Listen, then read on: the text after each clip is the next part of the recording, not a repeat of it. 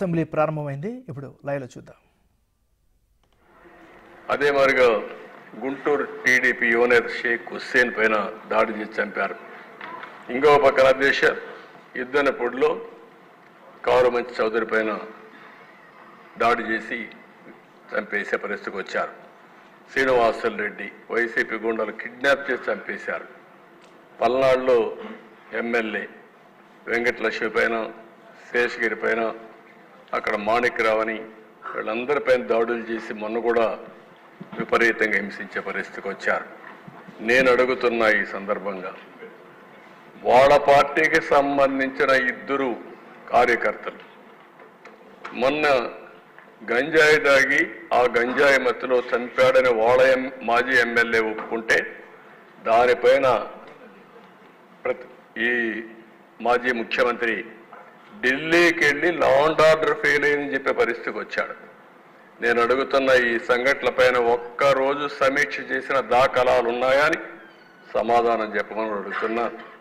అంటే రాజకీయం ఎంత దుర్మార్గంగా చేస్తుంటే ఇది నేను రాజకీయాలకు భయపడే దిశ. నిన్న కూడా చెప్పాను, లా అండ్ ఆర్డర్ మెయింటైన్ చేయడం మన ప్రభుత్వం, ఎన్డీఏ ప్రభుత్వం యొక్క బాధ్యత. తప్పకుండా మెయింటైన్ చేస్తాం. తప్పుడు రాజకీయాలు చేస్తే మాత్రం ఏమాత్రం లెక్క పెట్టుకోమని చెప్పి కూడా నేను మీకు తెలియజేస్తున్నా. నెక్స్ట్ అధ్యక్ష, ఇది ఒక్కసారి మీరు చూస్తే ఎన్ని కేసులు పెట్టారంటే ప్రతిపక్ష రాజకీయ పార్టీ కార్యకలాపాలు నియంత్రించడానికి జీవో నెంబర్ 1 జీవో తీసుకొచ్చారు. మనం ఎక్కడ పోయినా మీటింగ్లు పెట్టకూడదు. ఆ జీవో వల్ల మీడియా కూడా వాళ్ళపైన జీవో తీసుకొచ్చి వాళ్ళ నియంత్రణ చేశారు. ఇంకొక పక్కన దిశ 591 కేసులు పెట్టారు. అరెస్ట్ అయిన టీడీపీ నేతలు 122, పార్టీ శ్రేణులపై నమోదు చేసిన కేసులు 1969, పార్టీ శ్రేణుల అరెస్టు 2370, పార్టీ నేతలు కార్యకర్తలు నమోదు చేసిన మొత్తం కేసులు 2560 కేసులు పెట్టారు. జనసేన పైన 24, పార్టీ శ్రేణులపై నమోదు 181, పార్టీ శ్రేణుల అరెస్టులు వచ్చి 71, 205 మంది పార్టీ నేతలు కార్యకర్తలపై కేసులు పెట్టే పరిస్థితికి వచ్చారు. బీజేపీ పైన 16 పెట్టారు, 1 అరెస్ట్ చేశారు. 57 పార్టీ శ్రేణులపైన కేసులు పెట్టారు. పార్టీ శ్రేణుల అరెస్టు 31 చేశారు.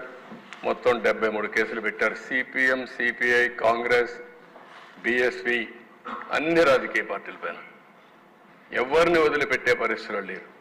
అంటే ఏ కార్యక్రమాలు చేయకుండా కడాన హౌస్ కూడా అరెస్ట్ చేసి నిర్బంధించే పరిస్థితికి వచ్చారు. చాలా దుర్మార్గంగా చేశారు. నెక్స్ట్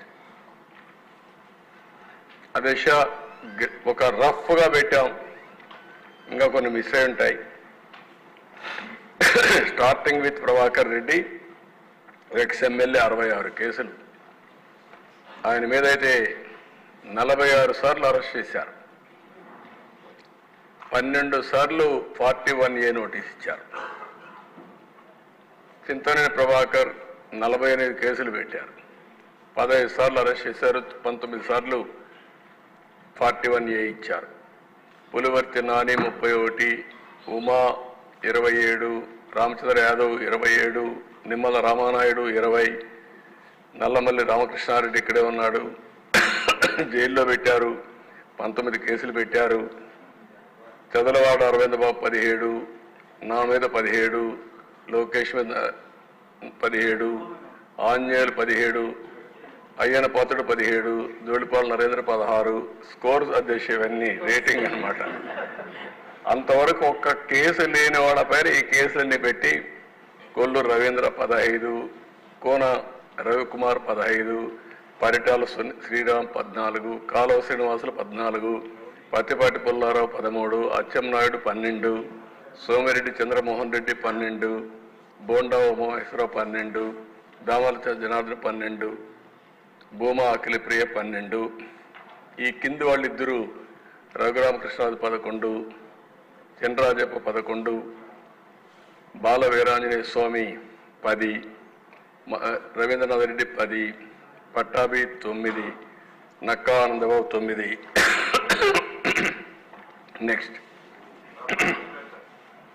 అదే మరి బీసీ జనార్దన్ రెడ్డి 9, తెనాలి శ్రవణ్ కుమార్ 8, అదే నారాయణ 8, ఆదిరెడ్డి శ్రీనివాస్ 8, కొల్లిపూడి శ్రీనివాస్ 8, గొట్టిపాటి రవికుమార్ 7, ఎర్లగడ్డ వెంకట్రావు 7, వంగలపూటి అనిత నుంచి 6, సుభాష్ 6, నల్లారి కిషోర్ కుమార్ రెడ్డి 6, కందుల దుర్గేష్ 6, ఎడపత్ని శ్రీనివాసరావు 5, బ్రహ్మారెడ్డి 5, అదే మరి రాంప్రసాద్ రెడ్డి 5, ఆదినారాయణ రెడ్డి 4, సత్యనారాయణమూర్తి 4, రామకృష్ణబాబు 4, శ్రవణ్ కుమార్ జడా 4, కోటంరెడ్డి శ్రీధర్ రెడ్డి 3, పల్లా శ్రీనివాస్ 3, పవన్ కళ్యాణ్ గారు అక్కడ 7 వచ్చాయి, ఇక్కడ 3 అంటున్నారు కదా, 2 ట్యారీ చేసుకోవాలి, రిజిస్టర్ చేసిన ఎన్ని ఉన్నాయని.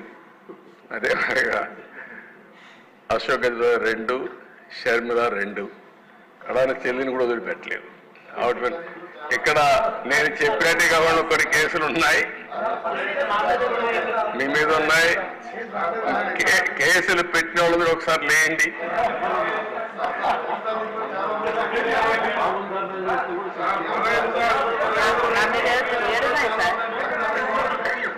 చూసారా దేశ 7 కేసులు ఉన్నాయి. అంటే రాజకీయ పోరాటం చేసిన వాళ్ళందరిపైన కేసులు పెట్టారు.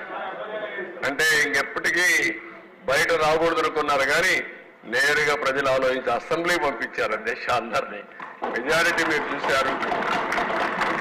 ఆనాటి పాలనలో మనందరూ బాధితులే అసెంబ్లీ నుండి అందరూ. Thank you.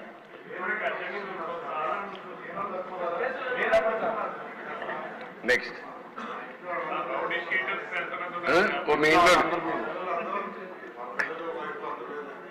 నారాయణ గారు చెప్పినట్టు ఇది నేను చెప్పింది వాళ్ళ పేర్లే ఎక్కువ టైం అవుతుంది చెప్పలేకపోయాను, కానీ ఇంట్లో ఉంటే మన పెళ్ళిళ్ళు పిలిచేవాళ్ళం కుటుంబ సమేతంగా.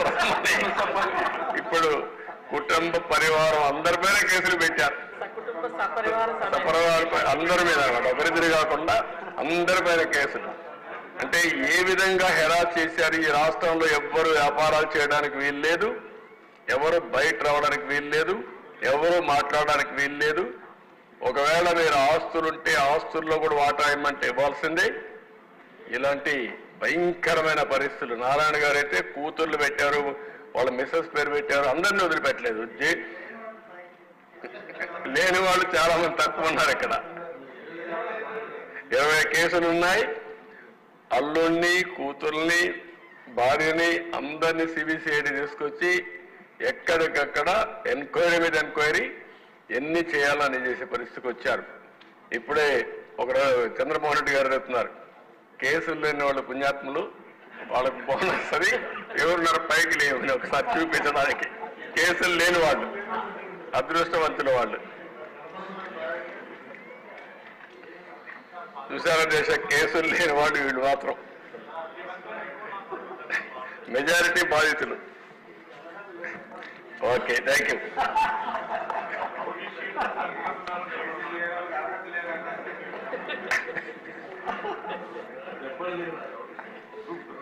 అధ్యక్ష ఇది ఒక కేస్ స్టడీ. అధ్యక్ష అంగళ్ళు, ఇది తంబలపల్లి నియోజకవర్గం, పొంగునూరు 2. ఇది ఒక కేస్ స్టడీ. నేను ఈ రాష్ట్రంలో ఇరిగేషన్ ప్రాజెక్టులు నిర్వీర్యం చేశారు, అవినీతి విచ్చలవిడిగా పెరిగిపోయిందని 10 రోజులు కార్యక్రమం పెట్టుకొని రాష్ట్రం మొత్తం ప్రజా చైతన్యం కోసం బయలుదేరారు. అధ్యక్ష నేను అంగళ్ళకు వచ్చి అక్కడ జరిగిన మీరు ఒకసారి చూస్తే, ఒక ప్రాజెక్ట్ని ఇప్పటికే హంద్రీనేవా కాలువలు దవ్వుతున్నాం, ఇంకా పూర్తి కావాల్సి ఉంది. కానీ దానికి ప్యారలల్గా అది వదిలిపెట్టి దాన్ని పూర్తి చేయకుండా గండికోట నుంచి మళ్ళీ హంద్రీనేవాకి ఒక కాలువ తీసుకురావడానికి ఆనాటి మంత్రి పొంగునూరు ఎమ్మెల్యే అతని కంపెనీకి కాంట్రాక్ట్ ఇచ్చి పెద్ద ఎత్తున అవినీతి జరిగిందని అక్కడికి వెళ్ళాను. అధ్యక్ష అదే నేను చేసిన నేరం. ప్రతిపక్ష నాయకుడిగా నాకు అధికారం లేదు.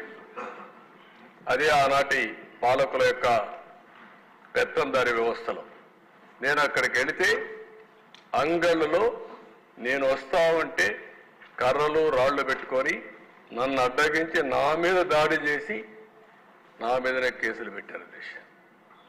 నా ఒక్కరి మీద కాదు అధ్యక్ష, అక్కడ 6 కేసులు మీరు ఒకసారి చూస్తే అంగళ్ళ సంఘటనలు 6, పొంగునూరు సంఘటనలు 7, మొత్తం రిజిస్టర్ చేసిన కేసుల్లో 286 మంది నిందితులు చూపించి అదర్స్ అనే పేరు పెట్టి 490 మంది అదనంగా కేసులు చేర్చారు దిశ. ఒక పెద్ద విచిత్రమైన పరిస్థితి. ఒక కేసు పెడతారు, 10 మంది ఎఫ్ఐఆర్ వేస్తారు, ఒక 5 మందిని వేస్తారు, అదర్స్ అంటారు. ఎవ్వరు దొరికితే లేకుంటే ఎవ్వరు రాజకీయ కార్యక్రమాలు చేస్తే వాళ్ళందరిని అరెస్ట్ చేసుకుంటూ పోతూ ఉంటారు ఇంకా ఆ కేసుని. అదే జరిగింది ఇక్కడ మీరు చూస్తే. మొత్తం ఎఫ్ఐఆర్లో మీరు చూసినప్పుడు ఒక నెంబర్, కొత్తగా చేర్చినటువంటి నిందితులు ఇంకొక నెంబర్, అరెస్ట్ చేసింది ఒక పక్క, ముందస్తు బెయిల్. ఎంత టెర్రరైజ్ చేశారంటే ఆ 2 నియోజకవర్గాల్లో ఆ 2 సంఘటనల్లో దగ్గర 1000 మంది పైన 409 ప్లస్ 286. మీరు ఆ 2 చూసిన తర్వాత 600 మంది పైన కేసులు పెట్టారు. కేసులు లేనివాడు వెళ్ళాడు. చాలా మంది నెల, 2 నెలలు, 3 నెలలు, 6 నెలలు జైల్లో ఉన్నారు. ఎక్కడెక్కడో వెళ్ళిపోయి యాంటిసిపేటరీ బెయిల్ వచ్చిన తర్వాత తిరిగి వచ్చే పరిస్థితికి వచ్చారు. నెక్స్ట్ అధ్యక్ష, ఒక పక్క రాజకీయ నాయకులు, రాజకీయ పార్టీ కార్యకర్తల పైన, ఇంకొక పక్కన చూస్తే కరోనా సమయంలో మాస్క్ అడిగిన సుధాకర్, మంచి డాక్టర్, ఏ విధంగా చేశారో మీరు చూస్తున్నారు. సీనియర్ అధికారి తర్వాత జడ్జి రామకృష్ణ పెద్దిరెడ్డి కుటుంబాన్ని విమర్శించారని ఆయన మీద దాడి చేసే పరిస్థితి. సీనియర్ ఐపీఎస్ అధికారి ఏబి వెంకటేశ్వరరావు 5 సంవత్సరాల పోస్టింగ్స్ ఇవ్వకుండా లాస్ట్ డే కోర్టు ఆర్డర్స్తో జాయిన్ చేసుకునే పరిస్థితి వచ్చింది. ఇంకొక పక్కన వేతన బకాయిలపై ప్రభుత్వాన్ని అడిగిన నేరానికి ఒక కానిస్టేబుల్ తన్నీరు వెంకటేశ్వరరావు అరెస్ట్ చేసే పరిస్థితికి వచ్చారు. అదే మాదిరిగా ఏఆర్పిసి ప్రకాష్ మౌన దీక్షలో కూర్చున్నారు, మాకు డబ్బులు నిధులు రావడం లేదు, జీతాలు రావడం అని. అతన్ని సస్పెండ్ చేసే పరిస్థితికి వచ్చారు. డిసిసిబి అసిస్టెంట్ మేనేజర్ మాధవి సీఎంను ప్రశ్నించిందనే అజంతో ఆ అమ్మాయిని సస్పెండ్ చేసే పరిస్థితికి వచ్చారు. సిపిఎస్కి వ్యతిరేకంగా చేపట్టిన ఆందోళనలో దిశ 4000 మంది పైన కేసులు పెట్టారు. నేను వాళ్ళకందరికీ హామీ ఇస్తున్నా, తప్పకుండా సమీక్ష చేస్తాం, ఆ కేసులు తీసేస్తాం. చదువు చెప్పే టీచర్ల పైన కేసులు పెట్టడం, ఇది భయంకరమైన వాతావరణం. ఆ రోజు ప్రభుత్వాన్ని మీరు ఒకసారి చూస్తే దిశ, టీచర్ల బ్రాందీ షాపుల దగ్గర కరోనా సమయంలో కాపలా పెట్టే పరిస్థితికి వచ్చారు. ఇవి టాయిలెట్లు కడిగేదానికి సూపర్వైజ్ చేయించడం, ఫోటోలు తీయించడం, ఇవన్నీ చేసే పరిస్థితికి వచ్చారు. నెక్స్ట్ అధ్యక్ష, న్యాయ వ్యవస్థ నేను ఎక్కువ మాట్లాడడం లేదు. ప్రభుత్వ అప్రజాస్వామ్య విధానాలపైన న్యాయమూర్తులు కూడా వాళ్ళ డ్యూటీ వాళ్ళు చేస్తే వాళ్ళపై కూడా అసభ్యకరమైన పోస్టింగ్స్ పెట్టారు. వాళ్ళపైన పెడితే పోలీసులు యాక్షన్ తీసుకోవడంలో ఏమాత్రం కూడా యాక్ట్ చేయకుండా వెళ్ళిపోయే పరిస్థితికి వచ్చారు. కడాన కేసు తీసుకొని సిబిఐ ఎంక్వైరీ ఆర్డర్ చేసే పరిస్థితికి వచ్చారు. ఇంకా కూడా అది కూడా కొలిక్కి వచ్చిన పరిస్థితి లేదు. దానికంటే ఎక్కువ నేను ఈ విషయంలో చెప్పను. ఆనాటి ప్రభుత్వ పాలన కడాన న్యాయ వ్యవస్థను కూడా వదిలిపెట్టే పరిస్థితులు లేరు. నెక్స్ట్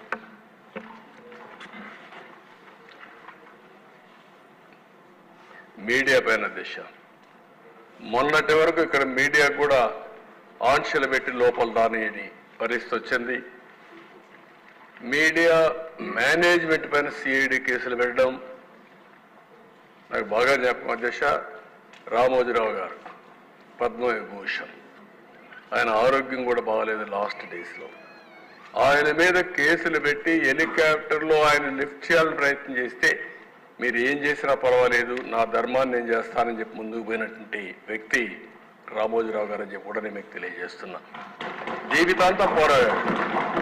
అనేక సందర్భాల్లో ప్రభుత్వాల పైన విమర్శించాడు. ఆయన చేయాల్సిన బాధ్యత చేశాడు. ఏ ప్రభుత్వం నా చేశాడు, నా మీద కూడా విమర్శించాడు ఎన్నోసార్లు. నేను ఎప్పుడు కూడా ఒక దాడి చేయడము, లొంగ తీసుకోవాలని ప్రయత్నం చేయడాన్ని ఎప్పుడూ ఆలోచన అధ్యక్ష. అదే మరి ఏబిఎన్, TV5 వాళ్ళను కూడా తీసుకొచ్చి CBCID ఆఫీసులో ఇంట్రాగేషన్ చేయడం, అవర్స్ టుగెదర్ కూర్చోబెట్టడం, ఎన్ని విధాలను చేయాలని చేసే పరిస్థితి వచ్చారు. ట్రాయ్ మరియు హైకోర్టు నుంచి ఆదేశాలు ఇచ్చినప్పటికీ MSOలకు ఆదేశాలు ఇచ్చి ఫైబర్ గ్రిడ్లో ఎక్కడ వేయనీయకుండా చేసే పరిస్థితికి వచ్చారు, కవరేజ్ చేయకుండా పరిస్థితికి వచ్చారు. ఇక్కడ కొల్లు అంకబాబు అధ్యక్ష 73 సంవత్సరాలు. ఒక న్యూస్ వస్తే ఆ న్యూస్ని అతను ఫార్వర్డ్ చేశాడు.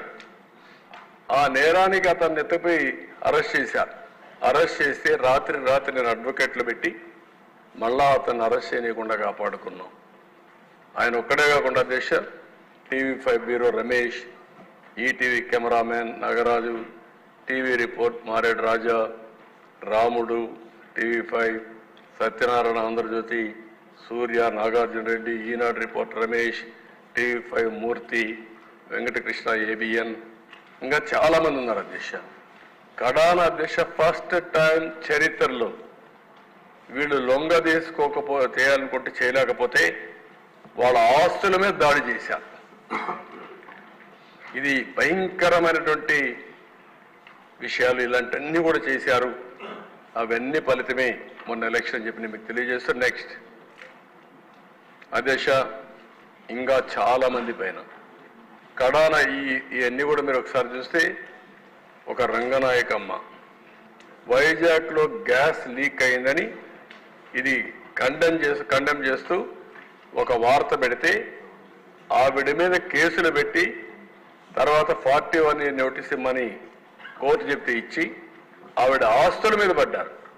కడాన ఇక్కడ బతకలేక తెలంగాణకు వెళ్ళిపోయి ఆవిడ పొట్ట గడుపుకునే పరిస్థితికి వచ్చింది.